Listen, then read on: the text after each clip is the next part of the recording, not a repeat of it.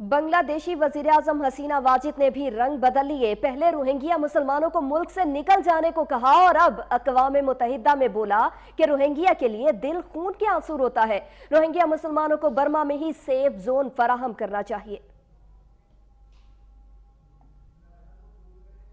अक़वाम मुत्तहिदा की general assembly के इजलास में बांग्लादेशी वजीर-ए-आजम हसीना वाजिद की तमाम तरह हमदर्दियां रोहिंग्या मुसलमानों के साथ हो गईं।